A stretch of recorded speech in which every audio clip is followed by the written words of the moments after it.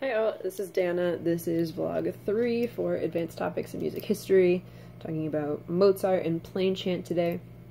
So when I read the assignment before I listened to the pieces, I thought that this might be a difficult assignment to do. We've all listened to Jupiter several times, if not for a project or for a listening in our undergrad, then just for our own pleasure.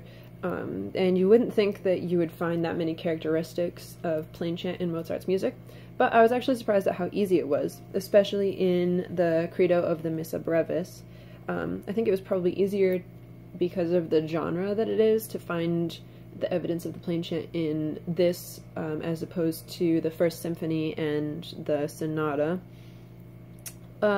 So I found that it was generally, the credo was generally syllabic, as credos usually are. There weren't a whole lot of melismas or anything fancy like that. And it also was responsorial right from the get-go. We hear the opening statement by, I'm assuming, a baritone or a tenor. We hear the opening statement and then the rest of the choir as well as the orchestra coming in afterwards. There's also these big, beautiful chords in the final amens. Obviously not in a monophonic chant style, but a little bit of that Mozart thrown in with those beautiful chords. And the Jupiter. Mozart writes such beautiful bassoon lines, and it's especially evident in this fourth movement of the Jupiter. Makes me really want to play Mozart again because I haven't in a while.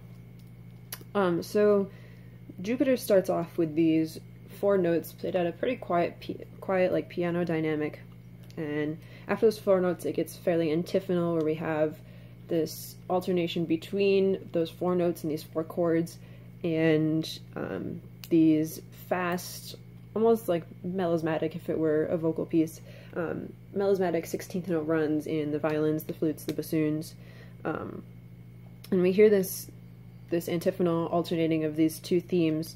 And eventually these chords become much louder and dynamic, and I could really picture a chorus singing these in a church. Like I just really, I don't know if it was the balance or just the nature of those chords, but it really reminded me of a chorus singing this in a church. So finally, I think that my senior band would really enjoy listening to this. I've mentioned before, I don't remember if it was for this class or for foundations, but my band really enjoys playing these fast, upbeat pieces, and I think that they would really enjoy like the 16th runs. They would groan about it a little bit because I'll have to practice them, but they would really enjoy playing them. I really like listening maps. I've done them a lot, especially when I was in my undergrad and was doing practicum and student teaching. I use them quite frequently, and I love the ones. There's one of Beethoven 5 where it's almost like a chart as it's moving along the screen, so there's different bars, I guess you could say, different little colored bars that indicate pitch, and the length of them represent the length of the notes, the duration of the notes, and I found that kids really enjoy using those. So I think some sort of listening map would be a really great project to do with this. It can show the antiphonal nature of Jupiter and the responsorial one of the Missa Brevis, and show the change in dynamic in the Jupiter between those 4 chords in the opening and the 4 chords as they go throughout the piece, getting louder and louder and dynamic.